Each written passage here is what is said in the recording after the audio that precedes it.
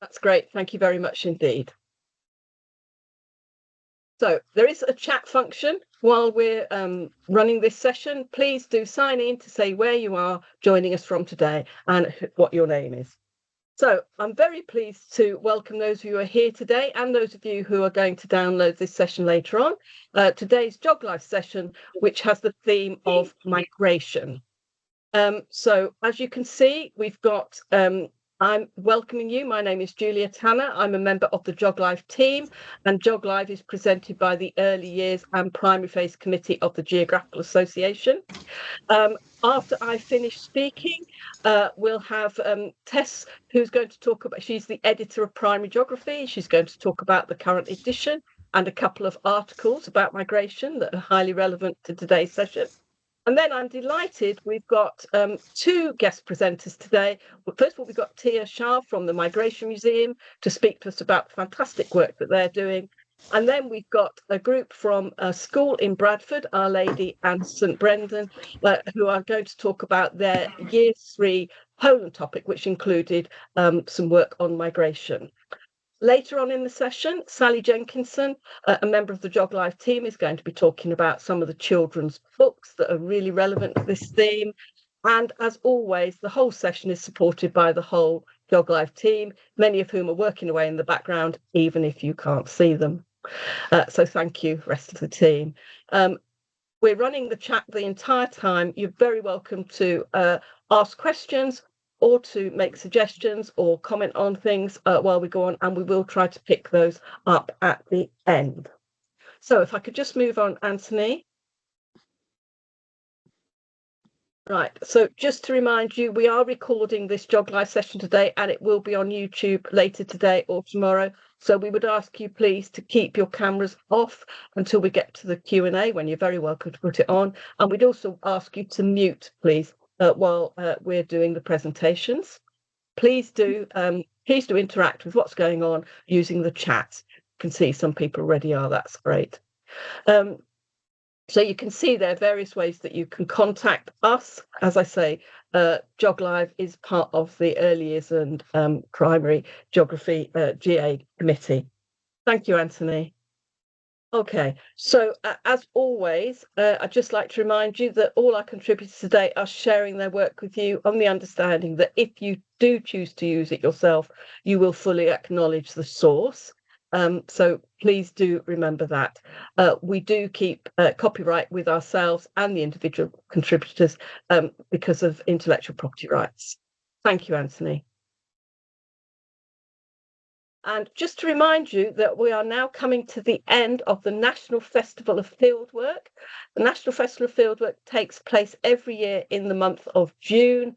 It's a fantastic opportunity for everybody to get outside and do some field work. There are lots of free resources for everybody on the Geographical Association website. You don't need to be a member to access the fantastic resources there. There are lots for primary. And there are also 4 previous GeogLive sessions on fieldwork, as you can see on the screen. All of those can be found on our YouTube channel. You can download them anytime you would like to. Thank you, Anthony. And as it happens, today, the Geographical Association has published its report called High Quality Geography Fieldwork for All. And this has been about a year's work. The Geographical Association has been working very hard to think about what high quality fieldwork looks like and its place in the geography curriculum. And this report, I haven't even had a chance to read it myself. It's literally only been published today, but this report has been published today, and I'm sure it will be absolutely invaluable. If you're not a member, you will be able to purchase it. If you are a member, it'll be a free download that you can get through the GA website. Thank you, Anthony. And then there is lots and lots of other support for CPD. This is something that I think you have created, Anthony, is that right? Yep, just a few thoughts and ideas if people want to interact with that on YouTube. Okay, that's great. Thank you very much. So that's more on fieldwork, to support you with fieldwork at any time of the year, particularly this time of the year when so many people are doing fieldwork. And the next slide, please, Anthony. And then there are lots of other resources out there to support geography teachers or people who teach geography in primary school. So GeogPod has got a number of things that you would find interesting. Jess Hill is a deputy head teacher at a school in Leeds. She's done a GeogPod. We've also got Anthony doing one on shared experience of geography, Jenny Cook. So there's quite a lot of GeogPods that you can subscribe to. Many of them are relevant to primary. Thank you, Anthony.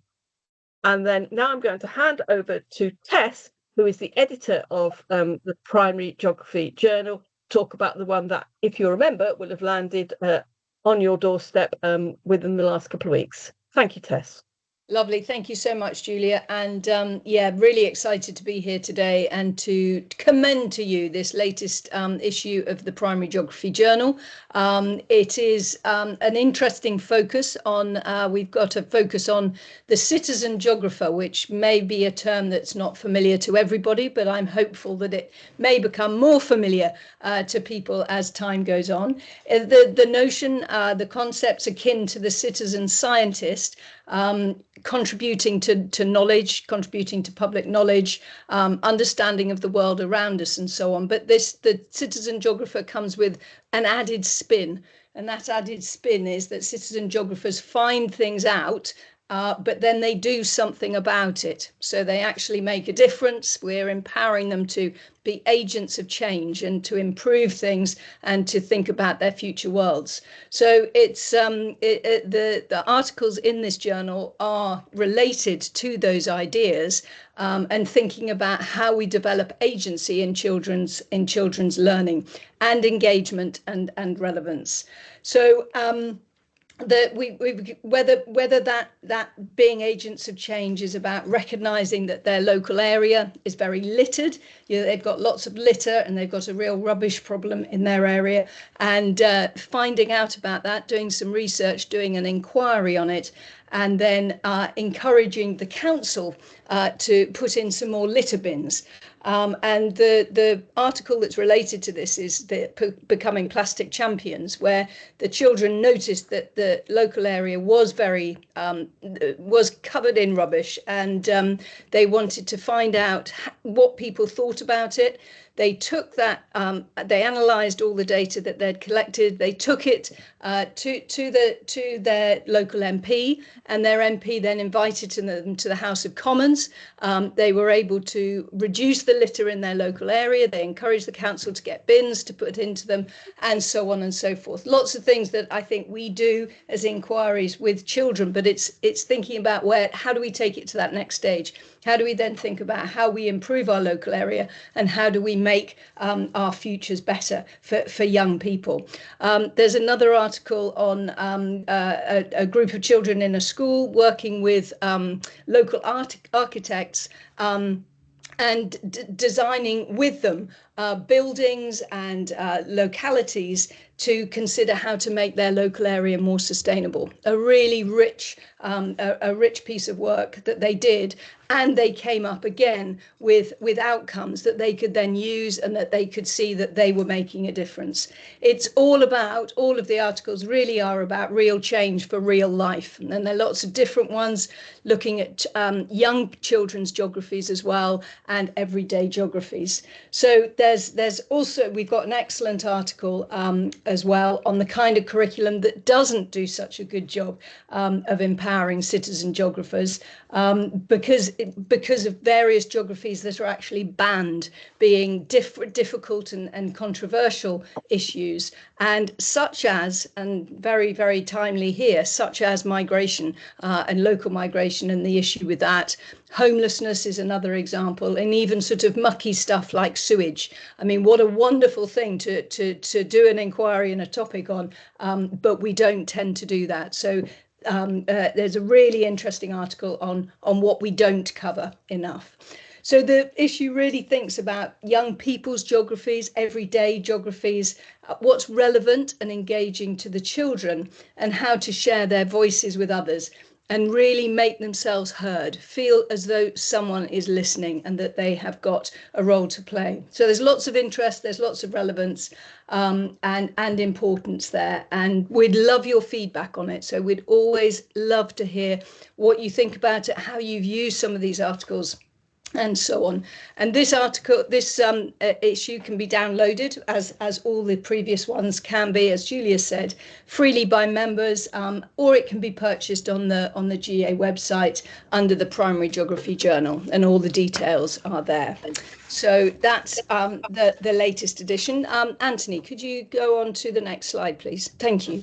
So honing in now on this topic that we're doing today, for more on migration, that we've got some specific primary geography articles that have been written around the topic of migration. So we've got encountering real life stories of migration, thinking about how we can use literature to help us to develop children's understanding of migration, using particular places as examples. This is a Gambian perspective, and thinking about migrants' rights and values, and also what does it feel like to be told, as it were, pack your bag, we're moving. What is that like, and what does that mean to children and young people? Also using the fantastic book that I'm sure many of you know, Refugee Boy. Greg Wallace looks at how we can use that book and ideas around geography, inclusion, inequality, and so on.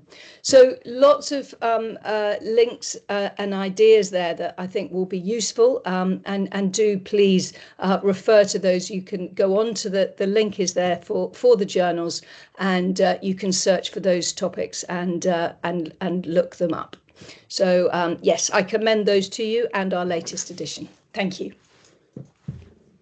Thank you, Tess, very much. That is a great edition of Primary Geography, a real emphasis on children having their voices heard and empowering them, which is absolutely excellent aspect of Primary Geography, and some really interesting articles in back copies of Primary Geography on our particular theme today of migration.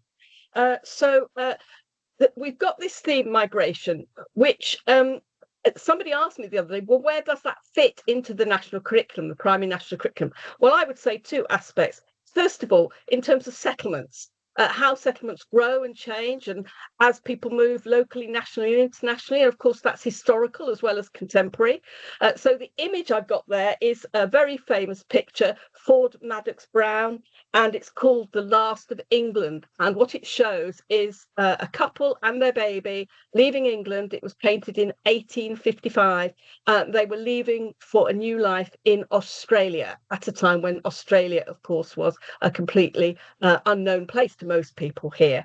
And they were part of over 350,000 people who left England for Australia in that year. So this is just a tiny snapshot of what that might have looked like in the mid-19th century.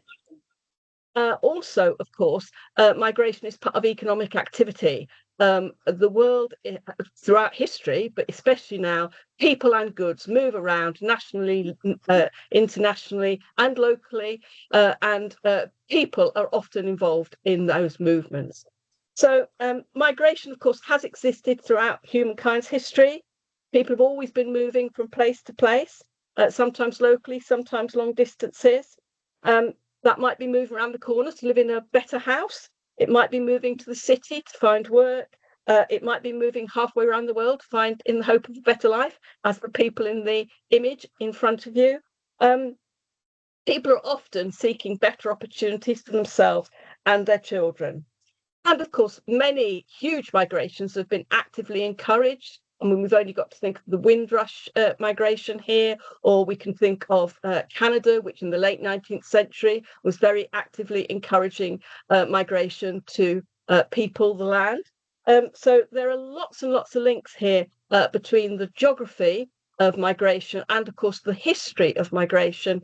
And, of course, there are also some links with science, which we're going to refer to a couple of relevant resources for that at the end of the session.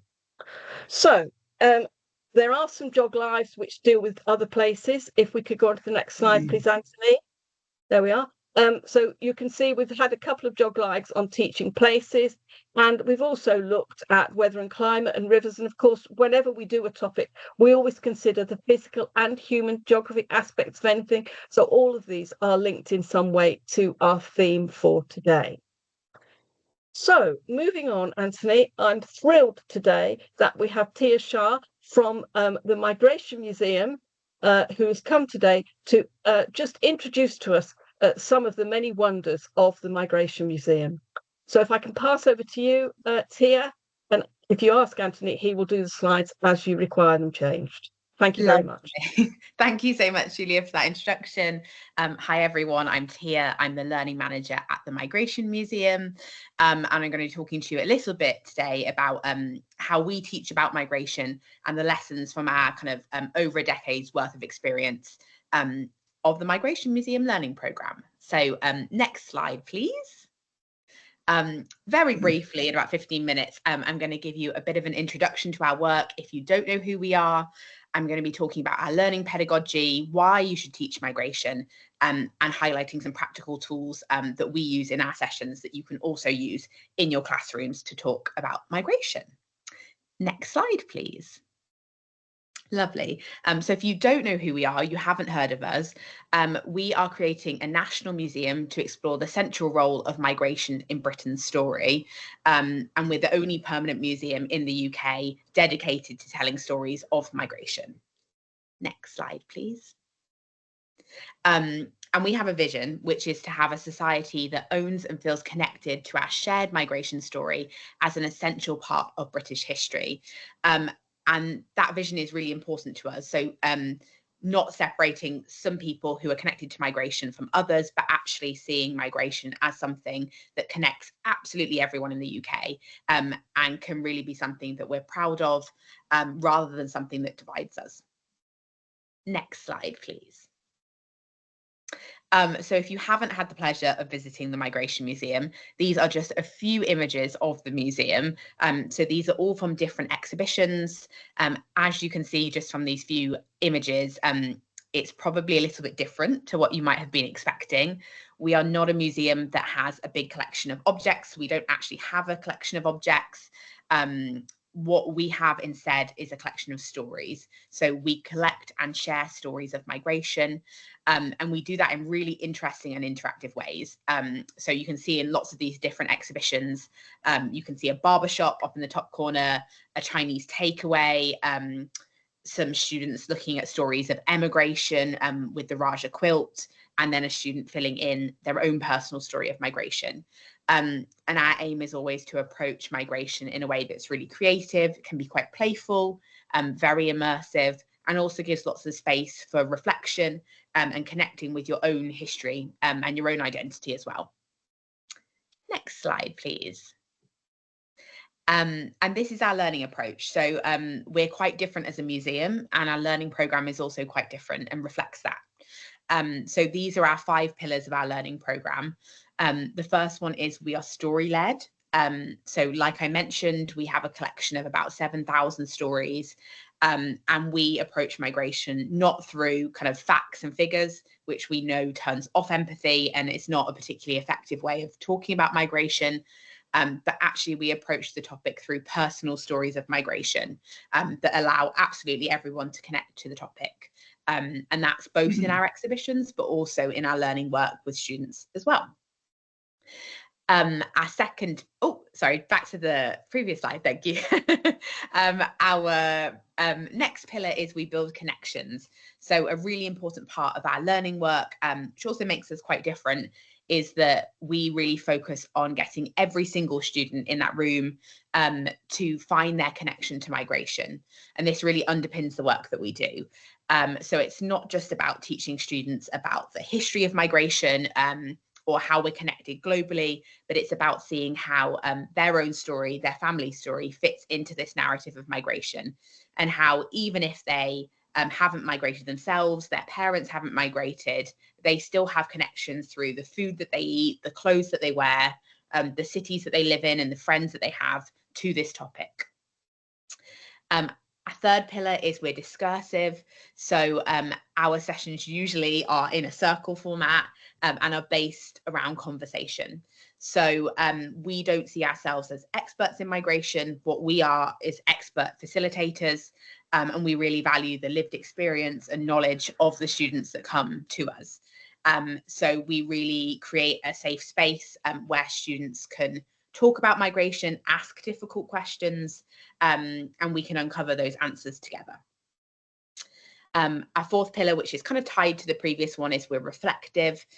So we also try and create a space for reflection on the topic. We often use artwork to prompt that reflection and kind of open questions to prompt that reflection from students themselves. And finally, which ties in nicely to what Julia was saying about migration being a really cross-curricular topic, although I'm speaking to geographers today, and often to history teachers who very much see migration as a history topic, it's actually a topic that it works really well in a cross-curricular approach.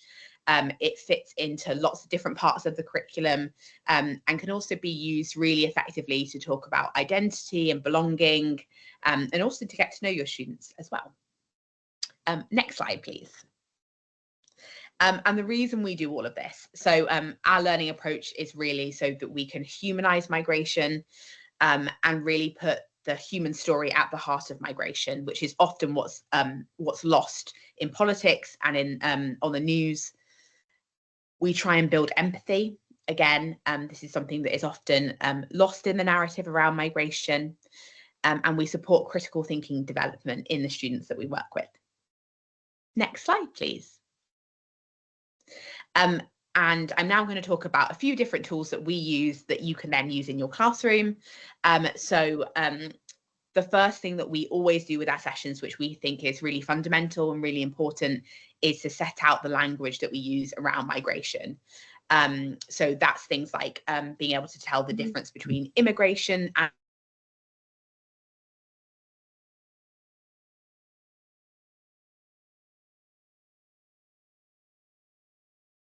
Seems to be a bit of a problem with the tech there, folks. Oh, you're back. Oh, you're back. I'm back. Did I leave temporarily? I'm sorry about that. I'm back here. And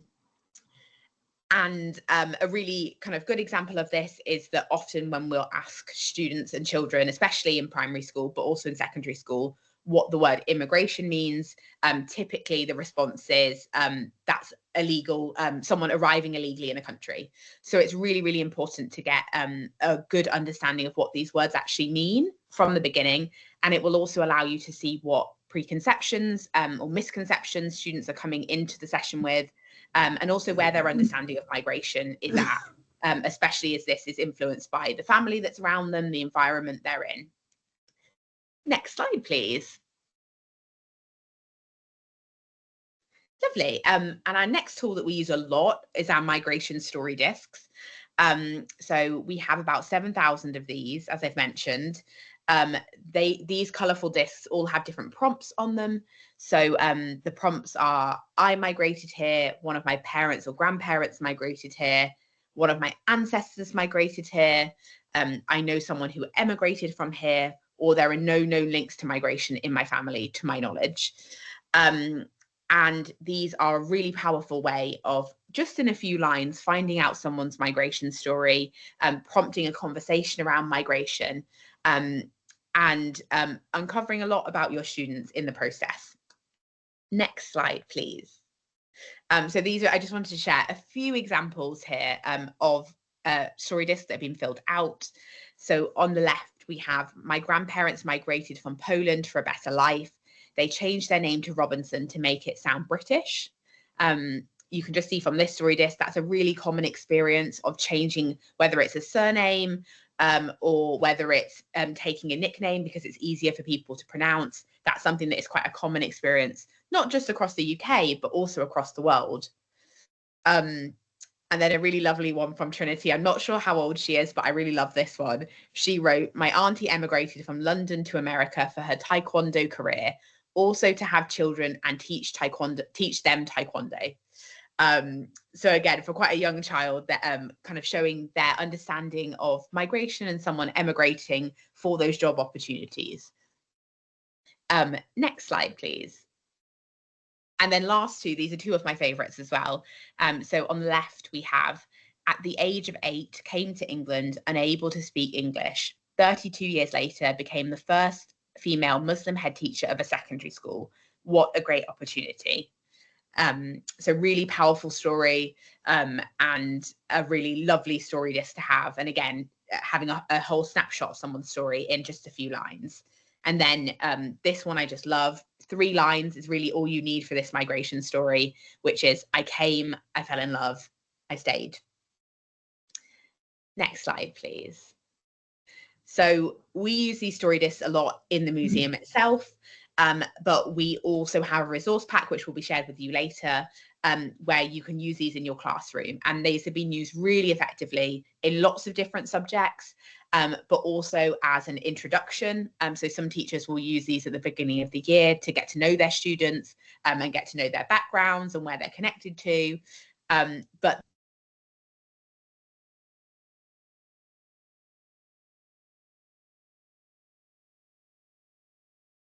Slight tech hiccup there, unfortunately. Sorry, Back I'm not again. sure what's happening. Am I back again? Yeah, okay, lovely. Next slide, please.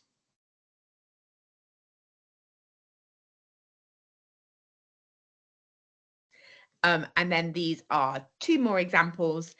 So we've got Destination East Finchley on the left, which is a website which is still up and running, where students from East Finchley put in their story discs and mapped those across the world. And then we can see a simpler version that's in a classroom where a teacher created a world map and they attached story discs and photographs of their family to the places in the world that they were connected to. So they're a really versatile tool that you can use in lots of different ways to talk about migration. And they're also really great for prompting conversation with family and asking questions that lots of students won't have had with their family before. Next slide, please. And then my final example today was Step Forward. So this is an activity we like to do at the Migration Museum, and when we do outreach as well, can be very easily adapted for your classroom. Instead of taking a step forward, you can do a hand up. And the idea behind this activity is to ask a series of questions which will allow students to discover or kind of talk about their connections to migration in a way that they might not necessarily have thought about them before. So next slide, please. Anthony's going to give us a few different examples. I won't talk through every single one, but you can see there are things like put a hand up if one or both of your parents were born outside of the UK, put your hand up if you speak a different language at home, if you eat food from different cultures, put your hand up if you've ever moved house, or if you've ever been treated by the NHS. If you know someone who's emigrated from the UK. There are lots and lots of different questions you can ask, and these can be altered depending on your topic. If you want to talk about a specific country or a specific part of history, you can find out connections to that.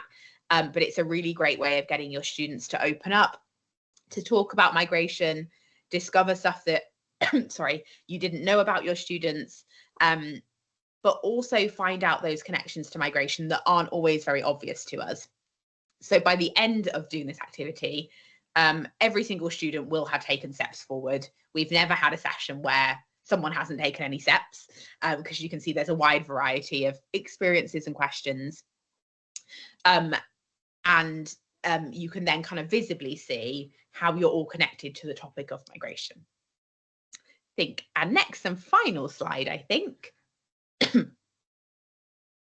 Lovely. So I will end it there with just flagging our resource bank.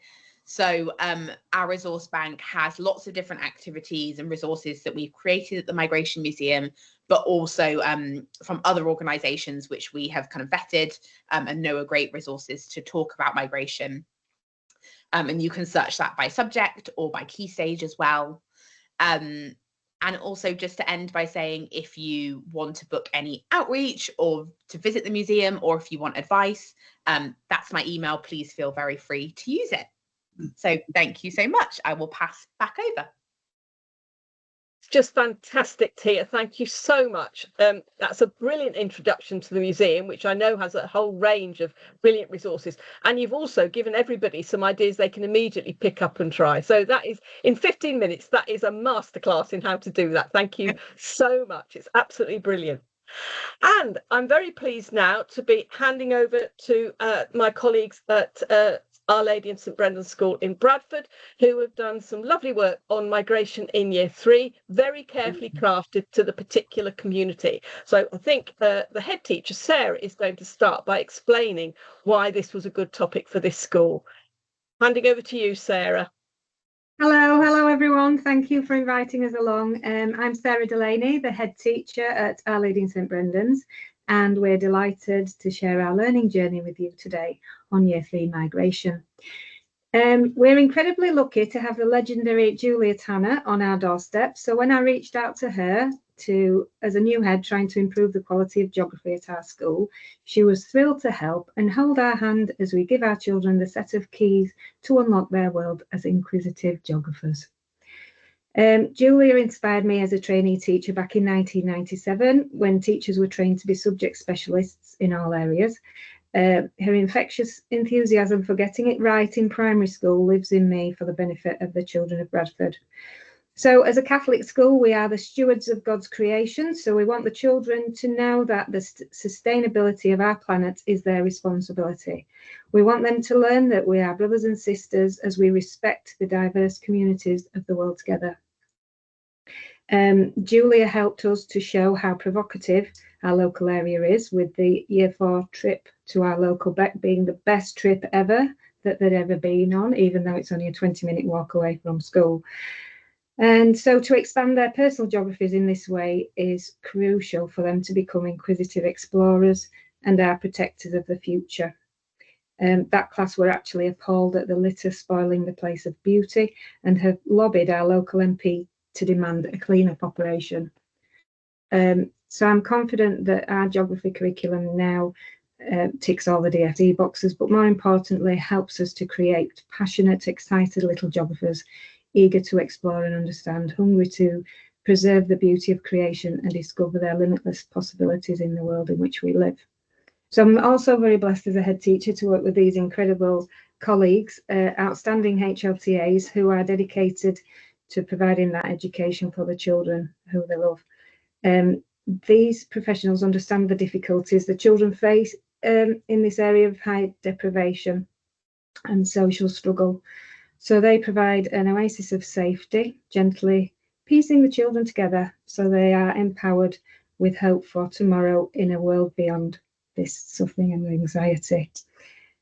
So part of our school mission is to discover joy in learning and as an antidote to that anxiety that they face. So these two take this mission seriously to provide lasting memories that will burn like a light to guide their lifelong learning. So speaking from her own personal experience, her migration from Poland to Bradford, Joanna is best placed to teach this Year 3 geography curriculum on migration. So over to you first, Miss Pierce. Next slide, please.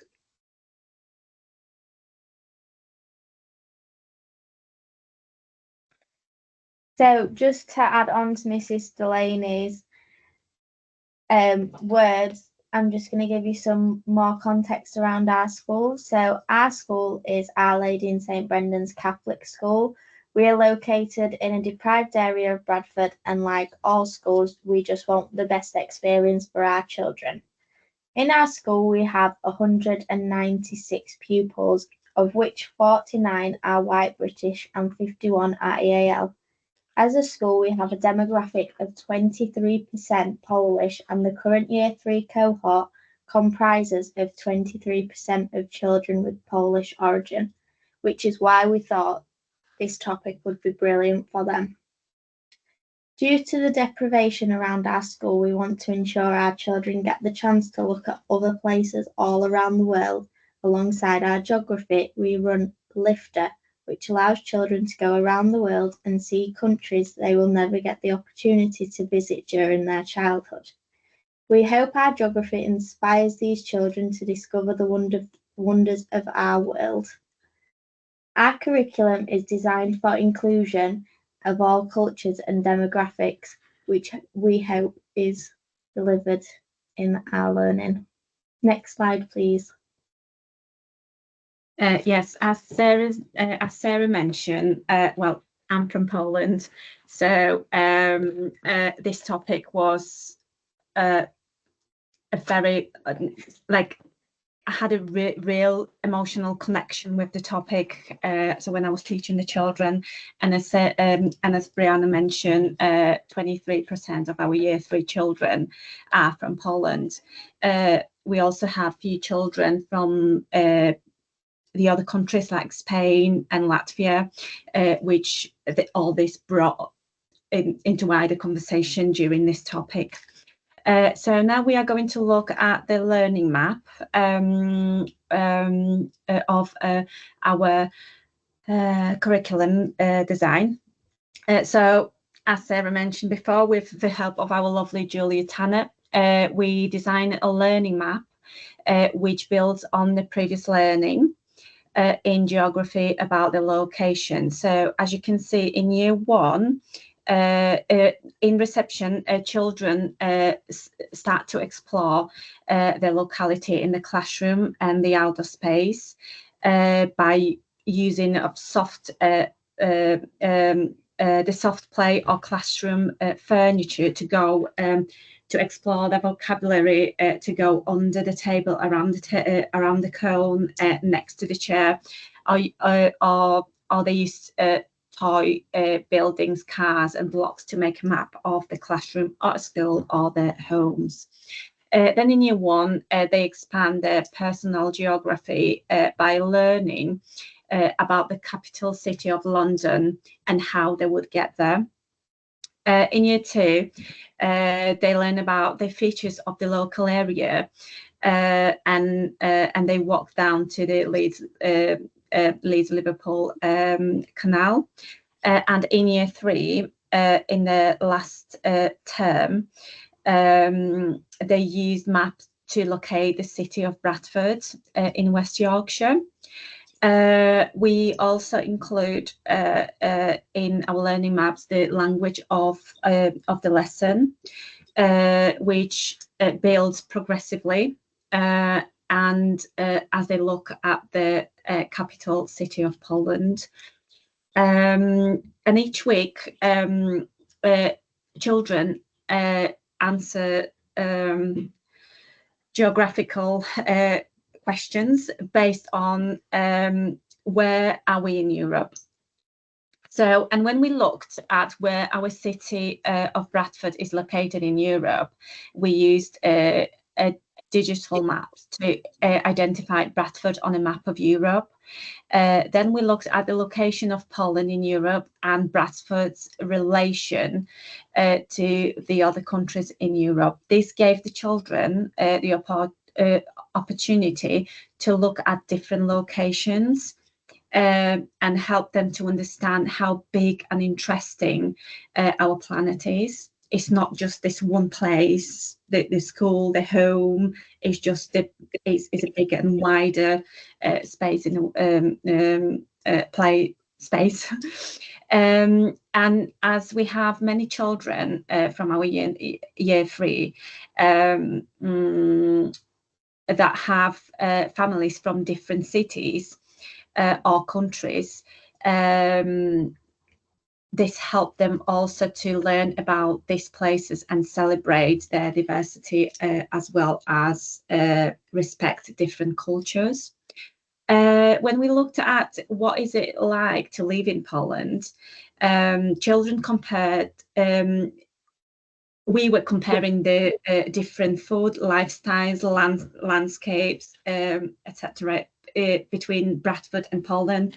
So we talked about differences in weather, how Poland is colder during the winter times and hotter during the summer times than Bradford. And then we looked at the landscape. So children, by looking at the digital maps and the Google Maps, they were able to see that Poland has smaller cities and villages than Bradford, but they have bigger outdoor spaces and greenery spaces. So that are all the human and physical features.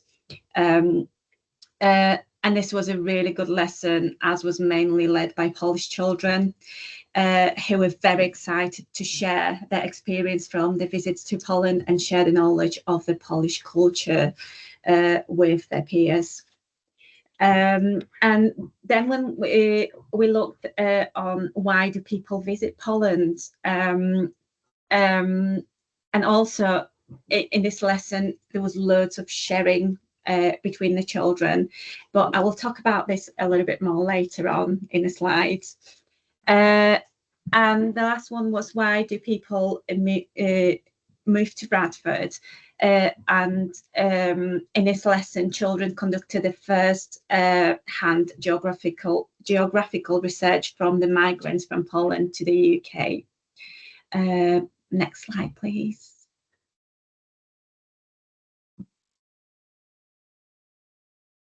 Oh, that's the wrong slide. Is it another slide? One, yeah, no, yeah. Is it this one? Yeah. Oh. To go to the next No, one. that's Go to the next one. I thought I've skipped one. yeah, we skipped through. Can we go, Backwards. Anthony, please? Yeah, That's so right. it's the next one, please. That's the next one. So then we looked more closely to locate Bradford on a map, finding out whereabouts it is in relation to our county and then to our country, and just so that they can see how maps are different in atlases, on Digimap, how you can't just look at one map and it be the same in all the others. So we looked at the different scale maps to ensure they have the knowledge around all of them and help them to understand the space and the scale, and also enabled their confidence in reading maps. So a lot of the children were saying how much more confident they will be when they go on holiday with their parents to see, and they can tell them where they're going, and they also begin to notice that things can appear bigger and smaller in maps than as to real life. Next slide, please.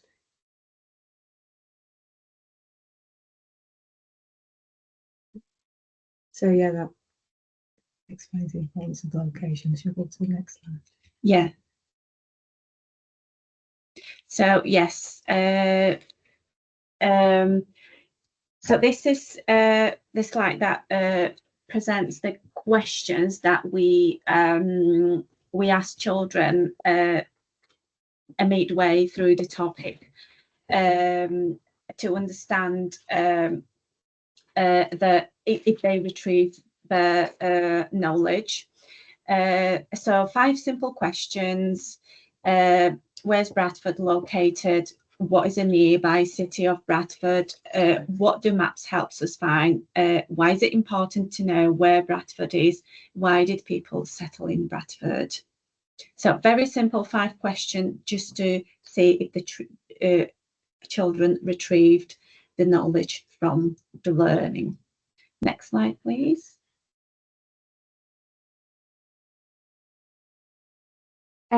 Then we looked at the comparison of Bradford, or the UK on a map in comparison to Poland on a map, how different it can how different it can look on a larger scale map to a smaller scale map. Next slide, please. This holidays in Poland, we looked at the different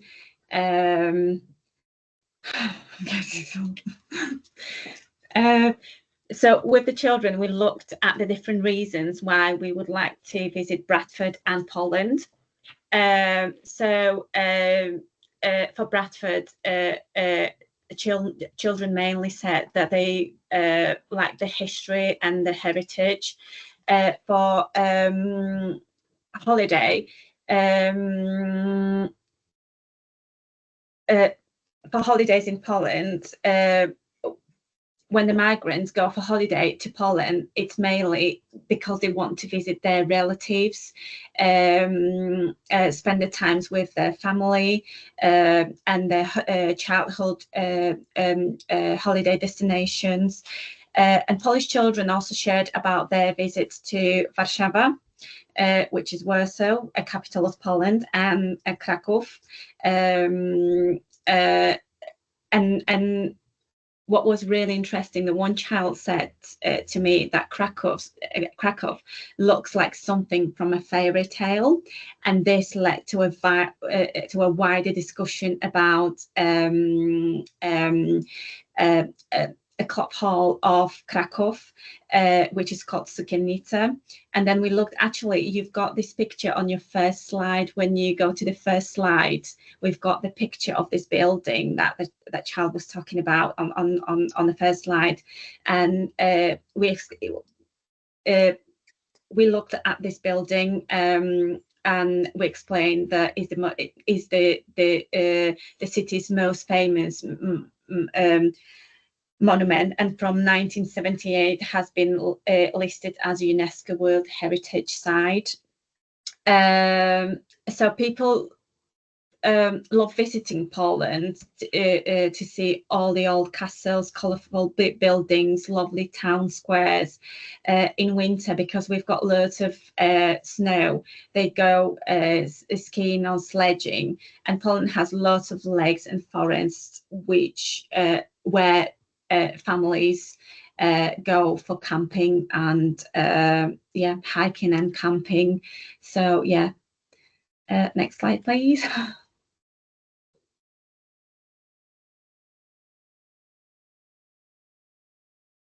And then this task we completed is all about compass directions, so helping the children to understand the difference of north, south, east and west, getting them to use their compass skills to answer the questions, using their map knowledge to be able to answer these questions, and then looking at what other countries they pass on the way through Poland, the continent of Europe where Poland's located, and just giving them some more in-depth geography knowledge.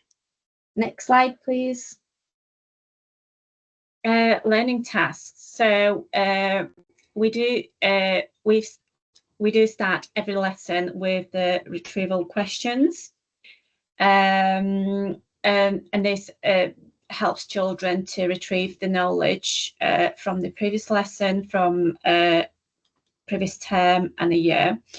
Then you've got in the middle, you've got pictures on interconnections. And in here we looked at different ways to get from Bradford to Poland. So the children were looking at how long would it take if they would walk to Poland from Bradford, if they will bike, to go on the plane, and they all decided the quickest way will be going by plane. And the last photograph is a map work and vocabulary. We know that it's really important, and children worked on exploring loads of maps so they can develop a real sense of place, and the key vocabulary which help the children to have better understanding of the keywords used in the in that topic. Yes, next slide, thank you.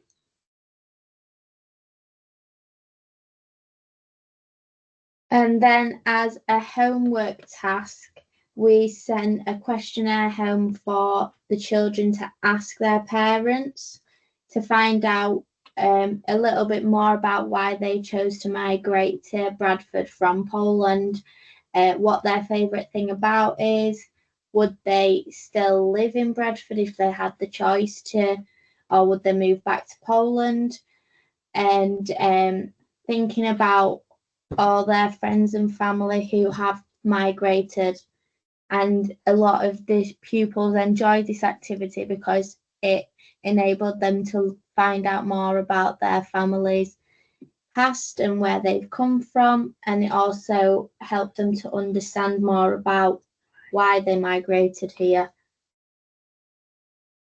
So a lot of the questionnaires were saying that a lot of Polish families moved to Bradford because the unemployment in Poland was at 20% and jobs in England were readily available.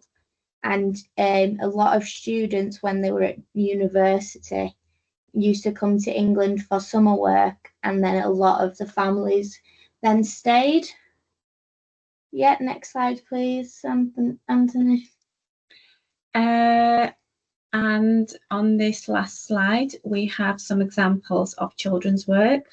Children were discovering joy in their learning, and they've created a different brochures. So you can see the one that is a travel brochure, and then a tourist attraction. So we research of for the tourist attractions in Poland, and then the biggest cities of Poland, like Łódź, Kraków, Warszawa, Zakopane. So, and we were talking, why are they important, and what is worth to visit in each of the cities. We also talk about a Polish food, which was, I think, the most important part of the lesson. But this also helped to have this conversation between children about their culture, and a lot of children have shared that they still their moms still cook Polish food at home, that we've got lots of Polish shops. So we located where the Polish shops are, if the other children want to go and get the things and, try and cook Polish food. So yeah, it was a lovely lesson, a lovely conversation with the children. And what's the most important, it was mainly led by the children, because they had so much to share, so much to tell us, that it just, and the last picture is oops, can I go back? That's it. That's that one, the one before. Was it you talking about? This one, the picture, yeah, the little picture. Sorry, just a quick one, and this is the example of a child's work. So she drew, she created her own map in relation to where Poland is on the globe to show her understanding and place. Yeah.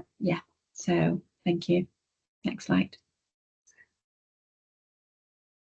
So to ensure our children are retaining all of their sticky knowledge, we do the retrieval questions at the start of each lesson. We do 3 questions based off the knowledge of last week, last term, and last year. And we found this is the most effective way of ensuring our students are constantly developing their knowledge and retaining information. Alongside our retrieval questions, we also do the end of unit quiz to ensure that they have got all the information they need and they understand it.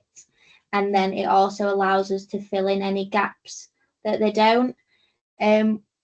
We also do lots of discussion-based activities to make sure that, to check their understanding and make sure there isn't any misconceptions about any parts, especially when it's such a sensitive topic. Of why people have migrated, and a lot of families see it as a bad thing and they're enforcing this onto their kids.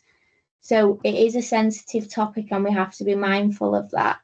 So it is really nice topic to do, and yeah, we enjoyed it. we enjoyed it. We did, and I think, well, I'm sure children as well, but yeah. Next slide, please. That's the end, I think. Yeah. yeah, thank you for listening. Thank you. Thank you so much, Joanna and Brianna. It's just great to hear you exemplifying many of the messages that Tia was talking about earlier on. It's absolutely brilliant. I know that this topic was chosen precisely for your school to fit your community. And what I'm listening to is how much it was part of the children's integral experience, about their real life experience. So that's absolutely great. Thank you so much for sharing it with us. I'm conscious of the time. Can we move on, Anthony, please, to Sally? Sally's going to talk to us about some of the children's books that she's would like to recommend. Sally, can I pass over to you, please? Yeah, thank you, Julia. Yeah, I think lots of these books would complement the themes that run through both of our speakers. They are, I'd say most of them are fiction. You've got some non-fiction characters like Malala, and in the migration stories, they're true, and the Windrush Child book as well. But they would complement the curriculum sort of being read as a class novel or something, because they're quite long. So to form an individual lesson would be quite hard. But yeah, all the information is there. The Line Above the Door and The Boy at the Back of the Class, I'd say they're for your Key Stage 2 children. They could read them independently or with the teacher. When Stars Are Scattered, that's a graphic novel based on a true story about a boy who ended up in a refugee camp. You've got short poems there by Michael Rosen. And then again, Shadow by Michael Morpurgo. It's a bit of an older book now, but it's still just as relevant with everything that's going on. Again, it's quite a big read. I'd probably recommend maybe year 3 if it was read by the teacher, and then you could maybe get the year 5 and 6s to read it independently.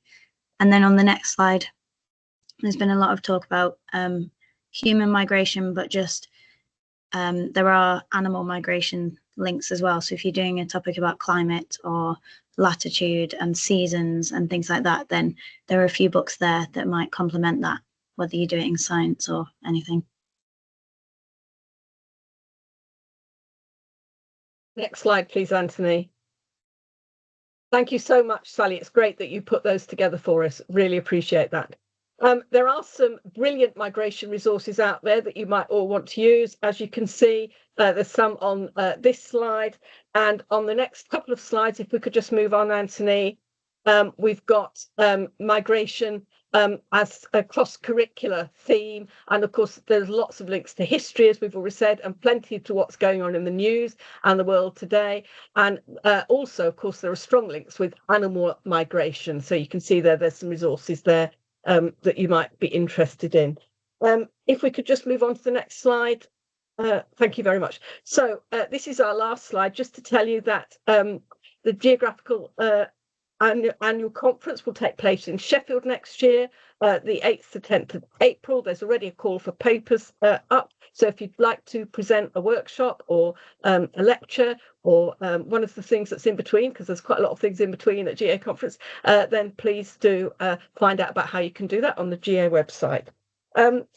I'd like to thank all our presenters here today. It's been absolutely fantastic to have such brilliant complementary contributions from Tia from the Migration Museum, and then from the colleagues at Our Lady and St Brendan's. And I have to say that it is a lovely school to be working in. It has been a great source of joy for me to be working in that school, with that colleagues in that school for the last 6 months or so. I'd also like to thank the GeogLive team. Anthony, Steve, Kate and Sally are all here today. Jen and Sophie have not been able to join us unless they've joined us while we've been going. It doesn't look like it, no. They are important parts of the GeogLive team too. And of course, Tess, as always, is there helping us with the primary geography aspect of the work. Just to tell you, after you've all had a lovely summer holiday, which I hope you're going to do, the GeogLive programme will be running again next year. We'll be offering 6 free CPD sessions for everybody, usually on a Wednesday at 5 to 6, as this one is, but obviously it will be uploaded to our YouTube channel and you'll be able to download them. The first one is on the 10th of September. Because it's September, we tend to do a subject leader theme. And this year, our subject leader theme is to do with sustainability. And that is to link in with the new DFEE programme, where every school is required to have a sustainability lead. So we're going to be offering support with that. We think that many people who are geography subject leaders will also find themselves picking up this brief. And then after that, the rest of the year, we're still confirming the programme, but it looks like we're going to be doing one on curriculum design, hopefully in preparation for the new curriculum, on early years foundation stage, on teaching about posts. We'll be doing in April, we'll be doing, as we usually do, something to support fieldwork prior to the National Festival of Fieldwork in June. And then hopefully the last one in the year, will we be able to give concrete support and advice around developing the new curriculum. So thank you again so much to all the contributors today. Thank you, Tia, for your fantastic input on the museum. I'm sure everybody will be rushing off to look at your resources now. And thank you so much, Joanna, Brianna and Sarah, for sharing your work. I've seen flashing up on my screen somebody saying how inspirational it was. Yes. I don't look at the chat while I'm doing this, but I know other people have been. Is there anything in the chat, GeogLive team, that anybody wants to raise? Nothing really, Julie. Everybody's really pleased with what's been said, so it's good. That's excellent. I know a couple of things have flashed in front of me saying how much people have appreciated it. Can I thank you all very, very much indeed for being here today. I wish you all a lovely, lovely summer break. And we'll look forward to seeing you all again in September. Anthony, did you want to say something? No, you just, okay. All right.